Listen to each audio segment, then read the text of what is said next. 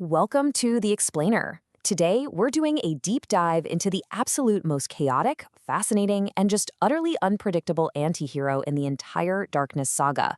We're talking about Sigrid. You know, if you thought you knew your standard fantasy archetypes, well, get ready to have them completely flipped on their head. We are about to look at the anatomy of pure chaos. Okay, let's dive into this because honestly, I cannot think of a better way to set the stage than this incredibly unhinged quote. Just picture it. Imagine a character standing in the middle of a terrifying haunted battlefield and screaming, "I am the tentacle orange. Pumpkin pod people, they're everywhere." Right away, this establishes Sigrid's deeply eccentric and fragmented characterization. She doesn't just fight the monsters, she completely matches their insanity. Here is our roadmap to understanding Sigrid today. Number 1, the light elf anomaly. 2, chaos, narcissism, and theatrics. 3, plasma, tentacles, and shapeshifting. 4, the rabbit and paranoia. 5, foes and frenemies. And finally, 6, the hero beneath the chaos. Section 1, the light elf anomaly. So, the baseline definition of a light elf, or Yoselfar from Vanaheim, is pretty much your standard high fantasy fare. Traditionally, we think of these ethereal beings, right? Ones characterized by grace and intense discipline who draw this pure magical power from their patron stars. You'd normally expect a serene, almost angelic figure.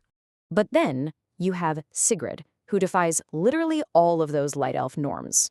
It is a stark juxtaposition. Instead of ethereal grace, she is this crass, brash, plasma-blasting narcissist. I mean, she literally boasts about her internet pay pigs funding her lifestyle, and she operates on pure, unadulterated impulse. It's like taking an incredibly modern, unhinged, abrasive personality and just dropping it right into the middle of a dark fantasy setting. Section 2, chaos, narcissism, and theatrics. Just listen to this quote. "Hey, it's not my fault I am the brightest star in the sky. Just a never-ending series of jealous losers trying to sabotage me." I mean, wow. This brilliantly illustrates her impenetrable shield of ego.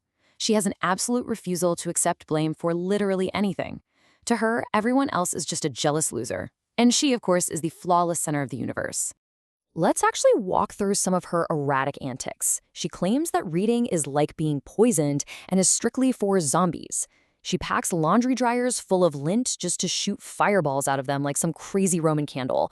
She refers to her online admirers as pay pigs, and get this, when she makes a colossal mistake, she just blames it on evil alternate incarnations of herself.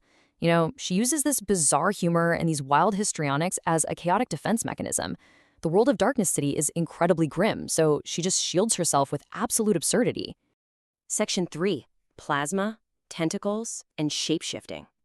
Now, her physical capabilities are absolutely unchanged. This isn't just, waving a magic wand around. She wields dual plasma blasters fueled by her patron blue star, Regulus.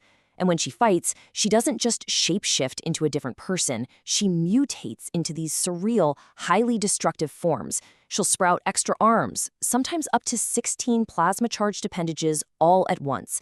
She'll morph into that infamous screaming tentacle orange. She dissolves into mist forms to evade fatal physical attacks from feral beasts. And she even cyberhacks into the neon grid, styling herself as a quantum witch.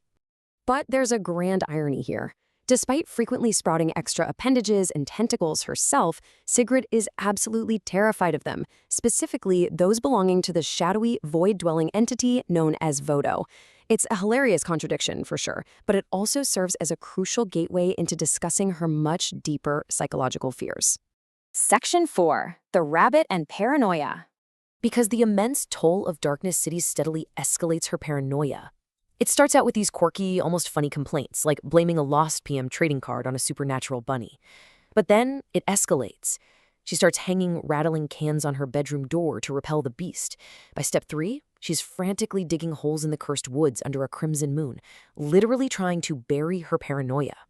And finally, she experiences these full-blown night terrors where she hallucinates being bound in iron chains to a riverboat by the Lord of Darkness. The psychological toll is very, very real. And it manifests in outbursts exactly like this. It is not just any bunny. It is the almighty bunny of terror. It is M.R. Scary Bunny. Her deep neuroses have locked her into this obsessive, almost childish fixation on a fluffy creature that she genuinely perceives as the ultimate world-ending evil. So I have to ask you, is this a curse or is it just endless torment? We have to ground our understanding of Sigrid by acknowledging the dark, existential reality of her situation. She is an immortal being, living in a trauma-filled, plague-ridden universe where monsters are constantly reforming from the void. Her mind is quite literally breaking under the weight of it all. Section 5, Foes and Frenemies. This perfectly highlights the comedic yet practical friction in her life. On one hand, you have Sigrid throwing a manic tantrum, screaming that a supernatural shape-shifting rabbit broke in and stole her trading card. And on the other hand, you have her sister Diana, applying cold, scholarly deduction, just calmly searching the trash to logically find where Sigrid accidentally threw her own card away. It's honestly the perfect snapshot of their entire dynamic. Now, what's really interesting about this slide is how her dynamic with her arch-nemesis perfectly illustrates her combat style.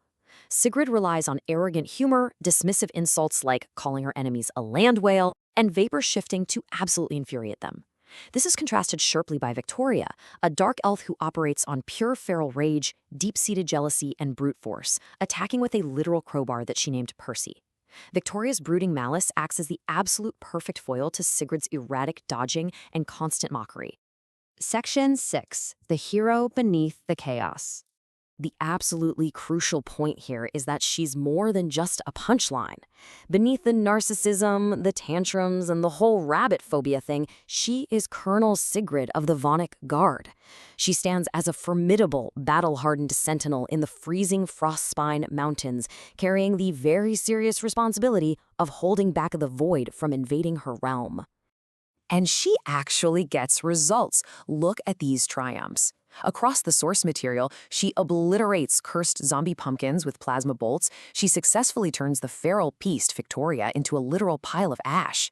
She survives the psychic, suffocating assault of the monstrous Yule Cat, the Yolakenner. She even hacks the Chrome Ministry to battle recursive cyber shadows. When the chips are down, her chaotic powers are highly effective against the overwhelming horrors of her world. Which leaves us with this final provocative thought to ponder.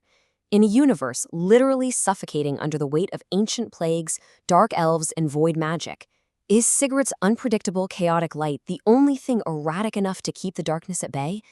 Maybe true survival in the Darkness Saga requires a hero who is just as unhinged as the monsters she fights.